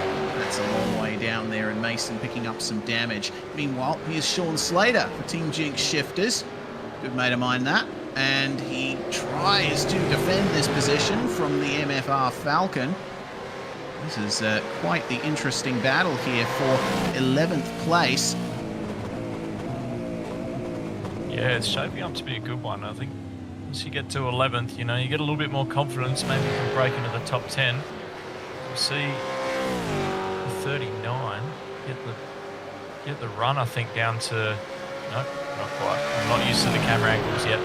But perhaps he might have a little bit of top speed on him coming in. Oh, no. Oh, no, Henry King. No, he was and that running... is... That's crabbing. He's got a lot of damage on that car, and he's got to get it all the way around for another lap before he can put it in the pits. Oh dear. That is the worst place to crash. Henry's already taken his compulsory pit stop too, so that's going to be a massive time loss for him. What happened? Was it just too much curb? Yeah. Oh, the car got majorly unsettled, and he got it stopped. So I don't think that car's damaged. He just got a big time loss out of that. Now he's behind Dylan Gray. Feels like I need to go back to Specsavers. Can't tell if the car was damaged or not, but yeah, that's good for him. He got away with that only just. It's pretty easy to go straight to that fence there, especially in these cars. As soon as you get down on that power and the rear steps out, it's good night, Irene. You're not going to be able to. You're a passenger at that point. So as we see Gilbert with a nice lead on Mahoney. I thought Mahoney might be able to scratch him or his way back a little bit, but neither of these gentlemen have made their stops. And I can't tell who that is that's come out in front of him, but he's leading through. It must be a lap car. Yeah, it's Sean Slater. Stop. Yeah, Sean Slater, who's now down in 19th place after taking his stop. He's got a bit of damage to the fenders as well. In comes Ben Christensen, who, as we saw, had a massive run up the field and then unfortunately got tapped around or whacked around at the hairpin.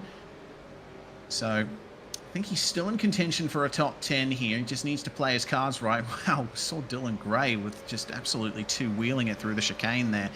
Gray has picked up quite a bit of damage to the front right as well.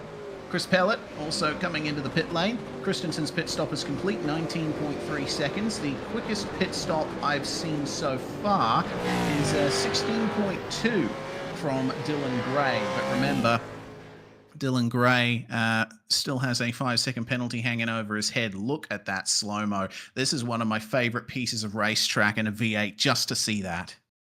Yeah, it's one of the best things there is, watching V8s go bouncing across curves. You know, we have a few tracks in Australia where we get to see that happen, like Sandown.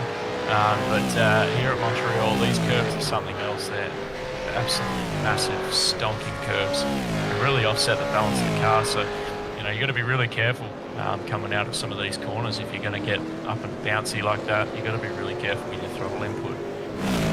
So I think you see a few cars made their stops now. We've only got Gilbert, Mahoney, Haywood and Pavlovich are the only cars that haven't stopped yet. We've got a few cars in the box currently. Interesting to see where a few of those gentlemen come out. Yeah, certainly will. Greg Mason and Hayden Green about halfway through their pit stops right now as we keep our eyes on Pellet, Fitzpatrick and Alessi. All of these guys have taken their stops. Alessi with the longest stop out of all of them, 22 seconds. That is definitely on the long side. So I'm wondering if there was a bit of extra work he had to do to the car, repair damage or something like that. Either way, could still be on for a top 10 if there's problems for drivers ahead of him. Meanwhile, Peter Pavlovich making his way into the pits. That just leaves our top 3 yet to make a visit to the lane.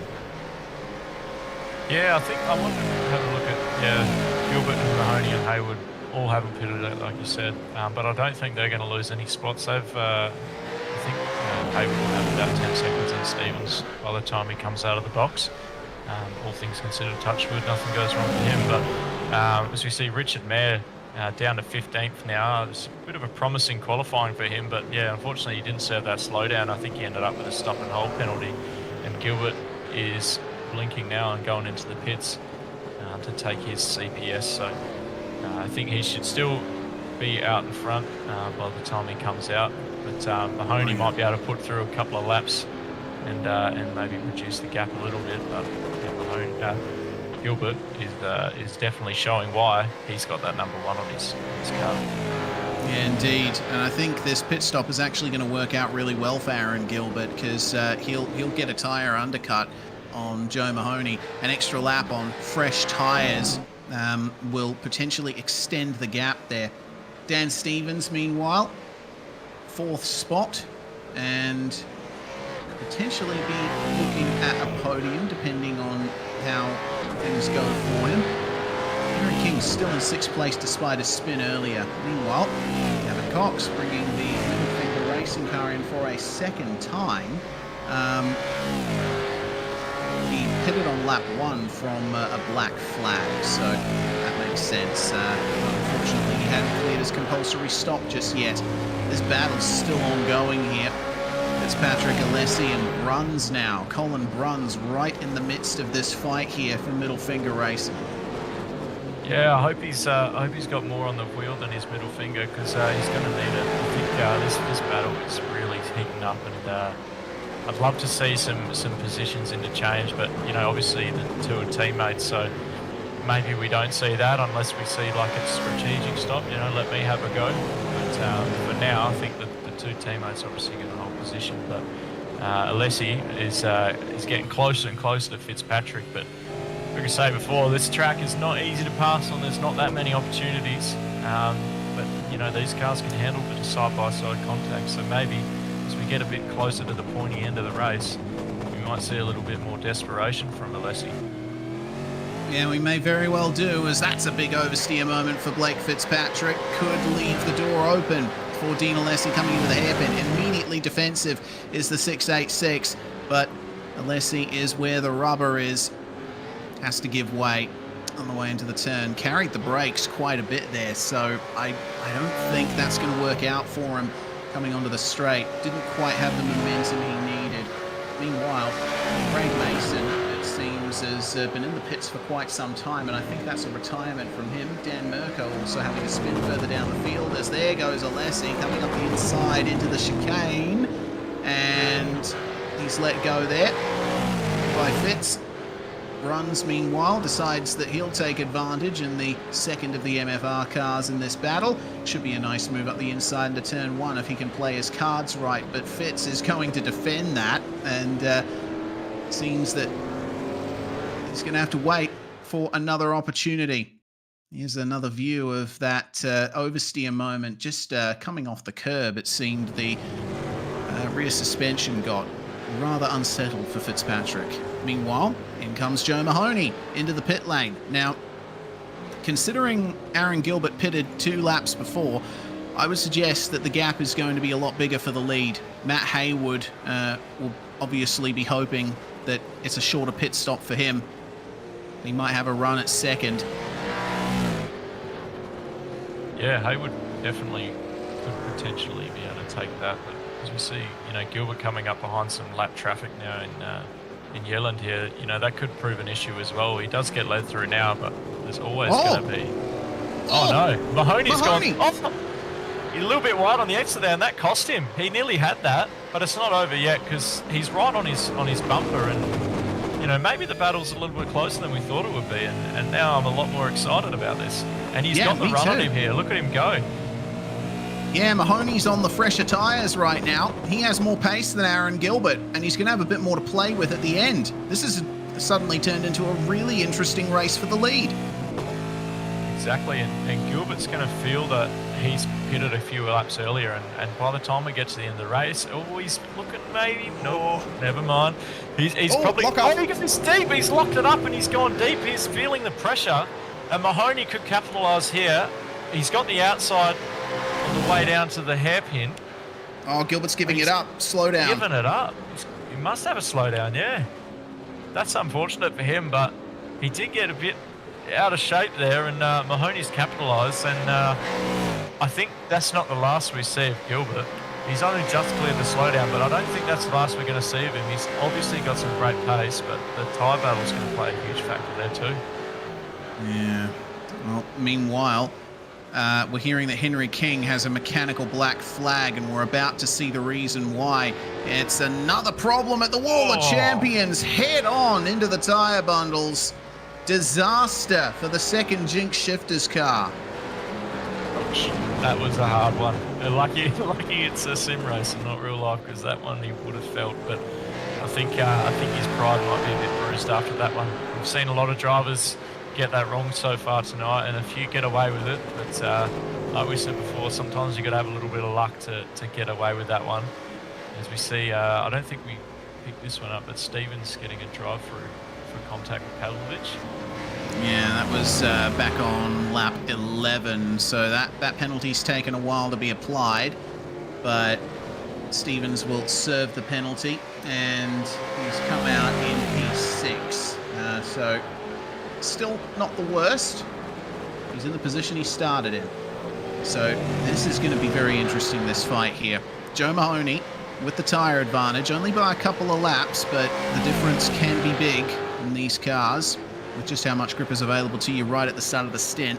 Aaron Gilbert, a lot of experience running at the front of fields, so he will have to race his way back to the lead here with less than 10 minutes to go in the first round of V8s for 2024. Oh yeah, this is going to be good. We just saw Gilbert sort of slide a little bit coming out of the corner. He's hungry for this P1. He wants to start his season off really strong. He obviously finished it strong last year, taking the whole thing out. But he definitely wants to make sure his new season's off to a big start. And like you say, the difference between the tyres might be a lot in terms of laps, but it's also how you bring them in at the start of your stint. You know, if you come out with your cold tyres way too quickly, you're going to have trouble later on. And we might see that with either driver, because Mahoney came out right next to Gilbert, and he was pushing really hard to try and get in front. Well, now it's up to Mahoney to try and bring those tyres back under control and preserve them until the end. He doesn't want to burn right through them right away. He's still got 8.5 minutes worth of defending to do here versus the reigning series champion. Meanwhile, Dylan Gray, a bit down the field now. Still 4th place right now, despite the penalty still hanging over his head. Remember, 5-second time penalty incoming for Dylan Gray at the end of the race. Meanwhile, slow down for Joe Mahoney. He has overshot the 3rd chicane here. He is going to hold on to the lead for the moment, but is he going to give it up here versus Gilbert? Dylan Gray has been passed by Ben Christensen, who's back up to 4th, 21 places gained.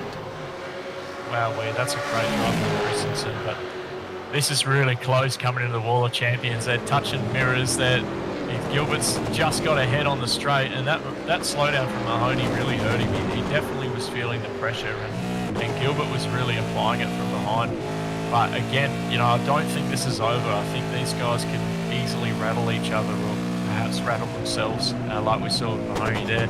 All it takes is, you know, and a massive, like there we go, something like that, a big lockup from Gilbert, and now the gap's even closer, and now the tyres are even more worn out. So he's going to feel that as well.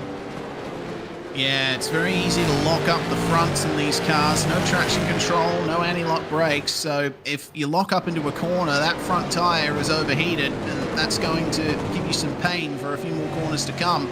It's another lock-up for Gilbert and for Mahoney as well, coming into the 2nd chicane. This is a very intense race, and they've got some lap traffic ahead of them. Hayden Green in the number 46, and then Dan Mirko up ahead. Are they going to take advantage here? Gilbert leaves just enough room for Mahoney to take the asphalt runoff on the entry, as that's a spin there for Hayden Green just up ahead of them. That might have rattled both of their cages. Joe Mahoney is going to try for the outside at the hairpin. How hard does Gilbert defend? Side by side on the way into the corner. Mahoney delays the turn in, and he's going to try and line this up for a great run down the straight. Let's see what the slipstream does. Yeah, this is really good so far. That lap car could have caused a bit of trouble, but he's right on the bumper of him again. And he's defending hard to the inside. They touch! Oh, that is not what you want at 250 k's an hour. And he's almost put it on the grass too when he had hit the brakes there. But wowee, that's I'm imagining Mahoney is on the radio to our stewards right now saying, excuse me, I don't think that's allowed. Well, Gilbert did leave him some room to his right, but Mahoney decided not to take it and went back across, just brushed across the rear bumper of Gilbert on the way through. So they're definitely playing hard here. Replay down on the bottom here as we see the very same view live up the top. So there goes Mahoney, and whoa, Aaron Gilbert was really good on the recovery there. Yeah, that was a squeaky bum moment there. I think Gilbert's counting his lucky stars that he's not in the fence now, but this has been a fantastic battle, and I don't think it's going to end until we see the checkered flag. There's no other cars near them. It's just them and the lap cars, really. And I'm a little bit sorry for Dylan Gray as we're not really watching his battle going on, but he's had a few slowdowns and that's copped him a little bit. And there goes another one, and Damien Cross has gotten through on him. So he's still got that 5-second time penalty over his head, I believe. So that's putting him down to 8th as well. So he's got to put his head down a little bit here and try and concentrate and see if he can gain a couple of these spots back and make that time penalty not affect him. Slipstream for Joe Mahoney. No help from the teammates there lapping. It was Isaac Edwards that made way for them. Mahoney sticks the nose in. Coming into the final corner, Gilbert has to give him room. They bang door panels. Who gets the better exit? Gilbert's hard on the line. It's a drag race at the end of lap 22 with 4 minutes on the clock. Who's going to win the battle into turn 1? Gilbert comes across. Mahoney is sucked into him. They both come together coming into turn 1. Oh my God. How did he not end up in the fence there? That is fantastic, and the stewards are going to have an interesting time here because I think both drivers are throwing haymakers at each other, and they're absolutely desperate to win, and sometimes it comes across. Both of them with a slowdown. Haywood's right in this now. Slowdown for both of the leaders thanks to turn 1, and Matt Haywood gets clobbered by Aaron Gilbert on the way into the chicane. I'm almost speechless here. I can't even believe my eyes. This is some great racing as we see the replay down the bottom there. Luckily, Gilbert took his foot off the go pedal at the right time. Otherwise, that could have got a lot worse. But, Haywood says, that looks like a lot of fun, boys. I want to join in. And, about 2 minutes ago, I said they're probably not going to be bothered by any other cars for position. But here he goes, the number 47. And he's got some overlap here. Showing our series champion that this is not just your race, mate. I'm having a go too, but he did run a little bit deep there, potentially staying on the back of him. And now Mahoney is beneficiary from that because he's just put a 1.1 second gap on Gilbert instead of battle there. Yeah, certainly. Mahoney was able to clear the slowdown and get all of that sorted properly. Gilbert, though, I think a little bit flustered after that unfortunate coming together at turn 1. What a race this has turned out to be. 2 minutes and 20 seconds. Racing incident ruled by race control, and I think that's very sensible because there was no malice in that contact. Gilbert just came across to widen the run into the opening turn. Mahoney couldn't move any further to the right, and unfortunately a little bit of netcode contact, I think, just sucked them into each other. Yeah, we see that sometimes with iRacing, but I think that's not going to blemish this result either way. Like, this has been such a great battle, and it'd be really disappointing to see it end with a penalty of some sort. But Hayward sort of dropped off a little bit now, but and Gilbert's catching back up to Mahoney, so it's definitely not over with 2 laps to go. And I can't wait to see what happens here. It's going to be a really close finish. Yeah, Gilbert is. Go on. I was going to say, both cars absolutely pushing like mad over the chicane there. Like, you can see that the body language of the cars is just saying that they are hungry for this, both drivers. There's nothing better than starting your season with a win. Best way to start, obviously. Yeah, indeed. The question is it going to be Mahoney? Is it going to be Gilbert? Will it be Haywood with a surprise run from third spot? Now, I noticed that Gilbert is maximizing the braking zones here. He's really catching up every time they have to put on the stop pedal. Mahoney, meanwhile, focusing on the exits, trying to keep the gap there, but it's not quite enough. Aaron Gilbert is making up bulk time here. He's actually gaining quite a bit. 136.0 for Gilbert on that lap, 136.5 for Joe Mahoney, and now we're starting to get into the meat of this. It's going to be the final lap here with 30 seconds left on the clock. This is magnificent stuff. Who's going to come away with it? Mahoney puts down the exit of the first chicane beautifully, but look for the braking zone. Aaron Gilbert just ranges in on him a little bit closer. The gap's now down to a car length. It's going to extend a little bit. Gilbert gets a bit of a better initial exit there. It's not quite enough for an inside move into this next chicane. It looks like either the hairpin or the final chicane is going to be his last chance here. Line astern for our two leaders over the curbs. It's a much smoother run for the both of them, but Gilbert has a slightly better exit from the corner. Mahoney has to protect the inside. It's the only thing he can do. Gilbert on the racing line, little bit of contact. Mahoney moving to the left slightly, and easy does it out of the corner. I think that's done it. Mahoney straightened the car up a little sooner, and this might be what gives him the V8 victory. They got some lap traffic ahead of them, but it's not going to be a factor. Vella's just going to slow down and let the both of them by. Gilbert trying desperately to pick up some slipstream. He's very late on the brakes coming into the final chicane. Across the curbs they come, and that does it. Checkered flag, and Joe Mahoney for Race on Oz will win the first round of V8s for 2024. Fantastic finish. Wow, someone get the heart rate monitor on me, because my heart is racing. That was absolutely epic driving from both drivers. They were throwing haymakers at each other for a long time. So we see Troy Allen and Dylan Gray potentially fighting over a spot that Dylan Gray will be relinquishing by the time they cross the line. Gray having that 5-second penalty over his head. He should still only lose 1 or 2 spots. Won't lose a spot at all. I'm looking at the timing sheet again and being told, so that's a great job from him to neutralise that 5-second penalty. He's got a 10-second gap between Dean and Alessi, so well done Dylan Gray.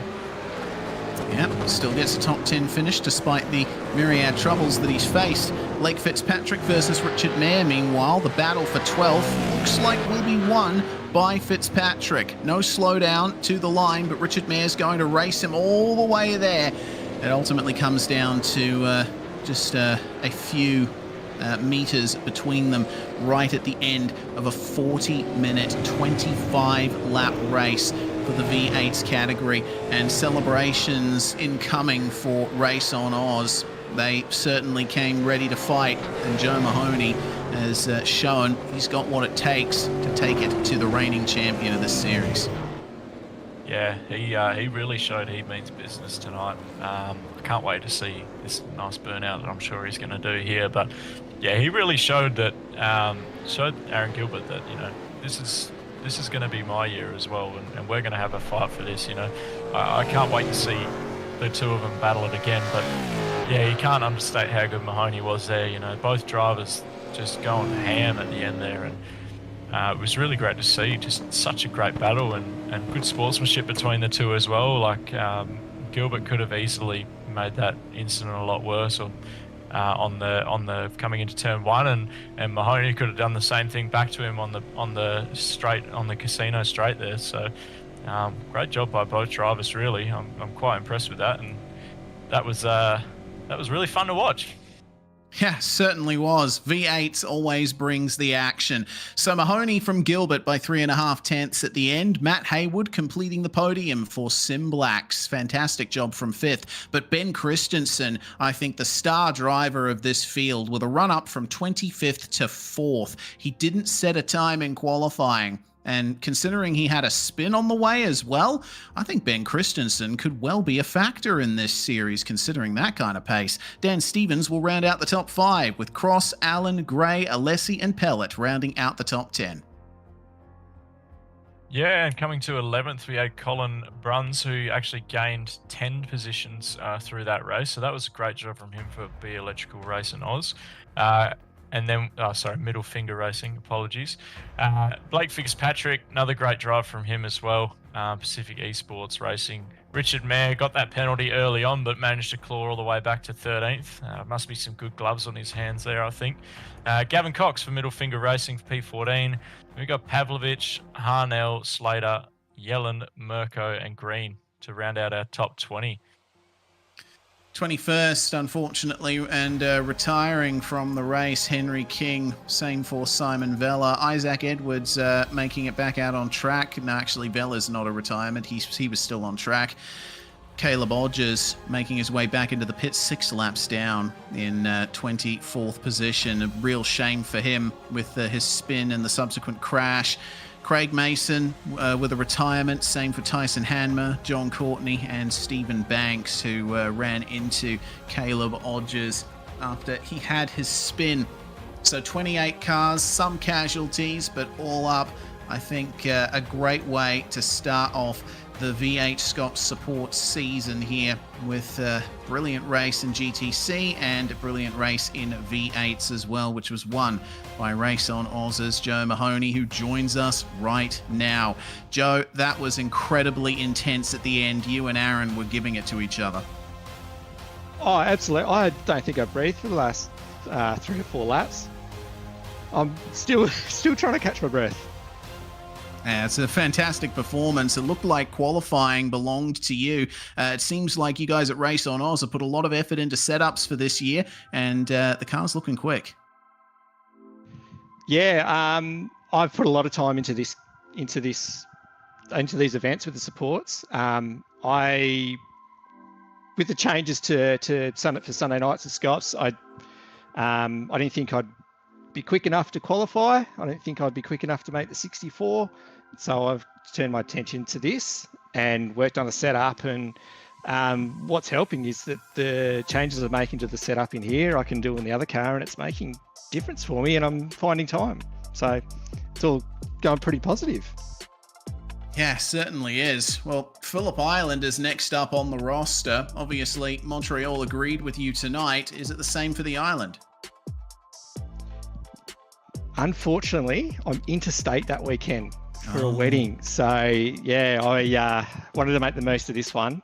Hats off to Aaron. That was a hell of a battle. Like, that's, he's the one. There's a reason why he's got the number 1 on the door. And back end of last year, I was kind of creeping closer to him.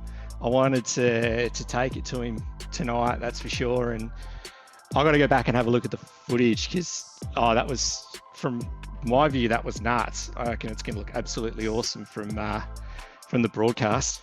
Oh yeah, it was fantastic. Certainly worth a watch for everyone who has watched this live and maybe missed it. But we want to give our congratulations to you, Joe. Is there anyone you'd like to thank before we let you celebrate your victory? Yeah, thank you guys. Thank you to the Race on Oz team. The help and support they've given to me in the last year, and the gains I've made to get to this point has been massive, and this has been huge. BE Electrical, who are the major sponsor for us guys, JTIT, PC Consultants, to Pagnian, to Selby Acoustics, Ignition Controls, a Gamesman. Just thank you to everyone. This has been, this is huge. I'm definitely going to be celebrating this one. Yeah, absolutely. Well, thanks very much for joining us, Joe. Hopefully we get another chance to talk to you soon. That was Joe Mahoney there, race winner. We're not going to have time for anyone else, but tell you what, we're going to have plenty of time on Sunday for V8SCOPS action. Round 1 at Montreal goes live at 6 p.m. Australian Eastern Daylight Time on Sunday, the 3rd of March. Make sure that you're there, because this series has entered a new era. Oceanic Sim Racing handing over the reins to Aussie Online Gaming, and this is certainly a fantastic field of drivers getting ready to start for 2 splits of racing. getting them done. Of course, the next round of V8SCOPS supports will be at Phillip Island on the 15th of March at 8 p.m. Australian Eastern, so make sure that you're there for that too if you enjoyed this action on YouTube, Facebook, Twitch, and Kick. Big thanks to everybody for tuning in. Thank you so much, of course, to Proven Energy for sponsorship of the safety car for this season. And big thanks to the crew at Aussie Online Gaming for putting all of this on in the first place. Jay Kennedy behind the scenes bringing you all of these pictures. I'm Reese Gardner. Dean Hunt was with me all night in the comms box. We'll see you on Sunday.